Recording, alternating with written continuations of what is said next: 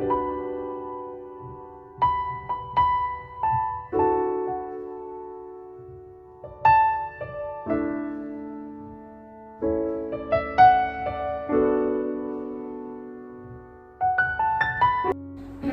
yang diberkati oleh Tuhan, selamat siang, selamat hari Minggu, Shalom. Sebuah pujian yang tentu sudah sering kita dengar, yang berjudul Melayani, melayani lebih sungguh. Melayani, melayani lebih sungguh. Tuhan lebih dulu melayani kepadaku. Melayani, melayani lebih sungguh. Lagu ini tentu sudah sangat sering kita dengar atau bahkan dalam kehidupan sehari-hari sudah kita menyanyikan untuk sebagai tanda ungkapan syukur kita kepada Tuhan dalam semua aktivitas, dalam semua pelayanan kita terhadap Tuhan. Lewat pujian yang sederhana ini tetapi memiliki makna yang sangat mendalam, yang menunjukkan bahwa hubungan antara Tuhan dan juga kepada pelayan adalah salah satu metafora yang menggambarkan bagaimana hubungan kita dan juga kepada Tuhan. Lewat pujian ini, dalam perenungan Minggu Sengsara kita yang ke-6, di bawah sorotan tema bulanan berjalan bersama Kristus bekerja dengan hati taat. Tema mingguan, ketaatan dalam melayani. Persekutuan yang diberkati oleh Tuhan, teks khotbah hari ini merupakan bagian kata-kata perpisahan dari Paulus kepada para penatua jemaat Efesus. Dalam proses pamitan ini, Paulus memanfaatkan acara perpisahan ini sebagai bentuk kesempatan terakhir yang berharga baginya untuk mengingatkan mereka bagaimana ia telah melayani Tuhan dalam kehidupannya. Seperti yang kita ketahui bahwa Paulus sebelum mengenal Tuhan dan dia bertobat, namanya adalah Saulus. Saulus yang atau kita kenal sekarang Paulus adalah seorang Farisi yang taat pada hukum Taurat. Dengan mudah dia mendapatkan surat kuasa dari imam besar untuk menangkap para Kristus, atau bahkan dia rela membunuh atau menerjam mereka dengan batu sampai mati, seperti yang kita tahu kisah pada Stefanus yang dilakukan oleh Paulus ini. Namun ketika setelah ia tangkap, ia berbalik kepada Tuhan, dia bertobat dan dia mengakui semua kesalahannya, dan dari kesalahan itu ia mulai menyerahkan dirinya kepada Tuhan dan mewartakan kabar Injil.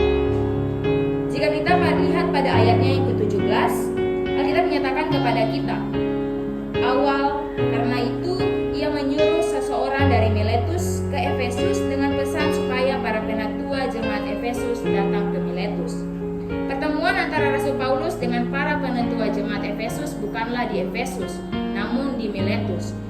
Untuk diketahui bersama bahwa Miletus adalah sebuah kota besar kuno yang terletak di sebelah selatan Efesus yang berjarak 40 km dari Efesus.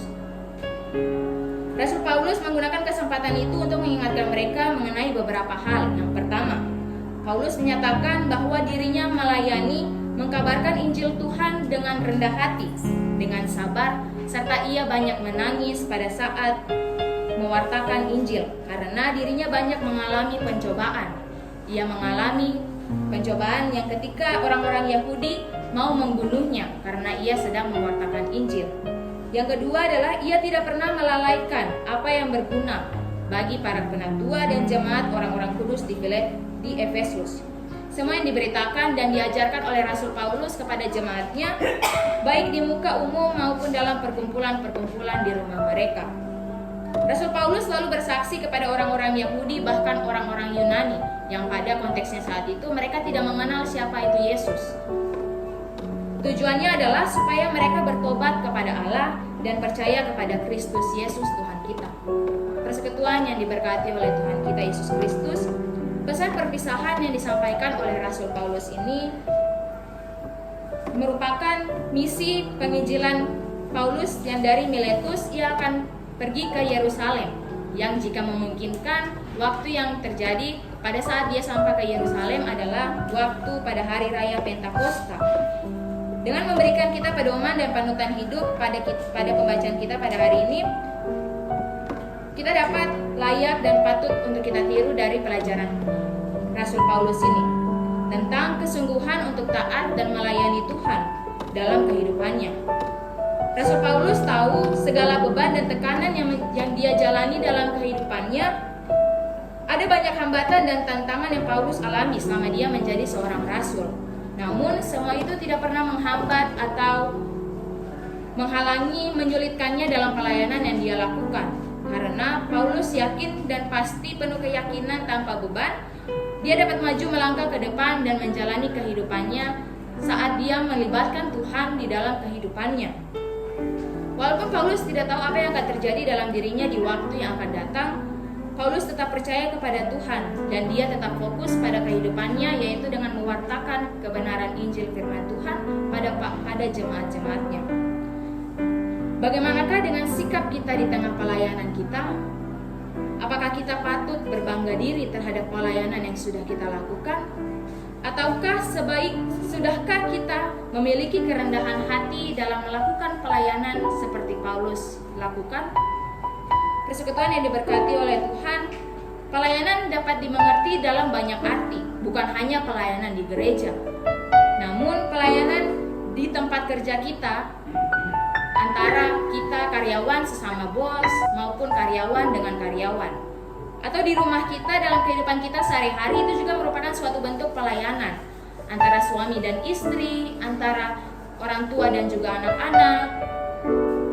Hal pertama yang menjadi rahasia pelayanan dalam sang Rasul Paulus adalah pelayanan yang berorientasi dengan mencintai setiap jiwa yang Tuhan berikan dalam hidup dia. Orientasi kepada jiwa bisa dilakukan ketika kita saling melayani, saling menolong satu sama lain. Banyak hal yang terjadi dalam kehidupan kita yang bahkan dapat membebani dan menyusahkan kita, atau bahkan kita dapat menambah beban pikiran kita ketika kita melakukan pelayanan itu. Salah satunya adalah waktu. Kita tidak dapat membagi waktu. Ketika pelayanan yang Tuhan berikan kepada kita selalu mengutarakannya dengan alasan waktu. Kita tidak punya waktu karena kita sudah sibuk di pekerjaan sini sehingga kita tidak dapat melakukan pekerjaan yang lain. Banyak hal yang terjadi dalam hidup kita yang membuat kita tidak fokus dalam pelayanan. Namun bagaimana kita mampu mengendalikan hidup kita di dalam setiap situasi? Kita tidak tahu apa yang akan terjadi dalam kehidupan kita di waktu yang akan datang. Tetapi biarlah kita melibatkan Tuhan di dalam setiap kehidupan kita, di dalam setiap aktivitas yang kita lakukan, agar Tuhan selalu menyertai dan membimbing kita dalam kehidupan kita. Di saat kita susah, hadapilah kesusahan dengan sewajarnya. Namun berpeganglah pada pengharapan Tuhan sebagaimana prinsip Rasul Paulus yang dinyatakan pada ayatnya yang ke-24. Tetapi aku tidak menghiraukan nyawaku sedikit pun, asal saja aku dapat mencapai garis akhir dan pelayanan yang ditugaskan oleh Tuhan Yesus kepadaku. Dari Rasul Paulus ini kita dapat meneladani dua hal yang utama dalam kehidupan kita. Yang pertama, melayani Tuhan dengan tidak membeda-bedakan tempat, status, dan juga latar belakang. Salah satu masalah klasik masyarakat kita sampai saat ini adalah selalu membeda-bedakan. Ada kelas yang ditunjukkan oleh masyarakat, yaitu ada kelas elit, ada kelas menengah, ada kelas ekonomi, dan juga ada kelas rendahan.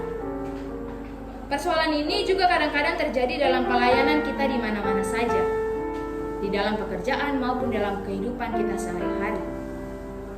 Kita memang melayani Tuhan, tetapi entah kita sadari atau tidak, kualitas kita melakukan pelayanan untuk membantu orang kesusahan sering muncul perilaku bahwa kita selalu membeda-bedakan orang itu. Sebagai contoh, ketika orang lain mengalami kesusahan, keluarga atau misalnya kita membantu keluarga itu, namun pada saat kita susah, keluarga itu melirik kita pun tidak. Itu yang menjadi perbedaan permasalahan dalam kehidupan kita dalam pelayanan. Kita selalu membeda-bedakan orang. Namun ketika mereka mengalami kesusahan yang kedua kali, kita akan berpikir dua kali untuk apakah kita akan membantu orang itu. Kemarin pada saat kita kesusahan, mereka tidak melirik kita, mereka pemikiran negatif yang harus kita lakukan. Padahal kita sebagai umat Tuhan, kita diajarkan untuk saling membantu satu sama lain. Itu merupakan salah satu bentuk pelayanan kita dalam kehidupan kita dari hari lepas hari. Banyak orang yang mau dan rela berbuat sesuatu karena ada pamrihnya. Ingatlah bahwa melayani Tuhan pada prinsipnya adalah melayani tanpa mengharapkan imbalan apapun, baik pada Tuhan maupun kepada sesama. Lihatlah bagaimana Paulus memberitakan Injil Kristus kepada siapapun tanpa membeda-bedakan. Dia melayani Tuhan dalam komunitas Yahudi. Dia pun melayani Tuhan dalam komunitas orang-orang non-Yahudi. Dia melakukan pelayanan kepada para pejabat. Dia melakukan pelayanan kepada orang-orang biasa, bahkan para budak sekalipun. Paulus tidak pernah mencari-cari masalah untuk mengistimewakan pelayanan kepada orang lain. Karena dia tahu, apapun yang dia perbuat, Tuhan akan melipat gandakan berkat kepada kehidupannya. Tuhan akan selalu menyertai dia sampai akhir zaman. Yang kedua yang patut kita teladani adalah kerendahan hati di dalam bergantung kepada Tuhan. Merendahkan hati bisa juga diterjemahkan dengan pikiran yang sederhana. Yang dimaksudkan dengan pikiran yang sederhana adalah pikiran yang tidak mau dianggap diri sanggup atau layak, atau kita ada sedang berkuasa karena jabatan kita atau apapun itu. Kita tidak mau menjadi ahli di dalam hal-hal yang agung dan mewah, tetapi ingatlah bahwa kita hanya mempunyai tugas di dunia ini untuk mewartakan Injil keselamatan kepada semua orang. Bergantung kepada Tuhan di dalam kerendahan hati berarti menyadari bahwa setiap tantangan, setiap masalah, setiap kesulitan, bahkan penderitaan yang Tuhan berikan kepada hidup kita adalah hal yang mulia, hal yang sanggup kita lewati jika kita melibatkan Tuhan di dalam kehidupan kita. Begitu banyak hal yang dalam kehidupan ini membuat kita sebagai manusia terkadang hampir putus asa. Kita menganggap bahwa Tuhan tidak memperhatikan hidup kita, Tuhan tidak menolong kita, Tuhan tidak menjawab setiap pergumulan kita. Tetapi ingatlah bahwa Tuhan selalu ada bersama-sama dengan kita. Tuhan selalu ada di samping kita. Tuhan selalu mendengar setiap doa dan pergumulan yang kita panjatkan kepada Tuhan. Kemenangan hanya mungkin diperoleh dalam kerelaan untuk mentaati Tuhan dengan segenap hati. Kerelaan untuk dengan sederhana memandang seluruh hidupnya sebagai serangkaian cita-cita, pikiran, keinginan, dan keberadaan yang hanya ada untuk melayani Tuhan dalam kehidupan kita. Persekutuan yang diberkati oleh Tuhan, segala sesuatu bisa terjadi ke dalam kehidupan kita. Namun itu semua tidak pernah menjadi beban yang memberatkan kita dalam menjalani hidup. Sebab ketika kita memiliki prinsip hidup, yaitu hidup untuk melayani Tuhan dalam setiap aktivitas kita, kita dapat menjalani semua yang terjadi dalam hidup kita tanpa beban. Sebab apapun yang kita perbuat semata-mata hanyalah untuk kemuliaan nama Tuhan. Kita tahu dan kita yakin bahwa Tuhanlah yang memegang seluruh kehidupan kita. Tuhanlah yang akan meluruskan jalan bagi kita, asal kita selalu melibatkan Tuhan dalam kehidupan kita. Seperti Rasul Paulus yang melayani Tuhan dengan motivasi dan tujuan yang benar, melayani Tuhan dengan hati yang tulus, tidak bersungut-sungut, tidak memiliki agenda tertentu untuk kepentingan pribadi, namun untuk memuliakan Tuhan, hendaklah kita sama seperti Rasul Paulus yang selalu melakukan pelayanan dengan hati yang taat, dengan hati yang rendah untuk memuliakan nama Tuhan, bukan untuk memegahkan diri, bukan untuk hanya untuk membesarkan nama kita, bukan untuk mendapatkan pamrih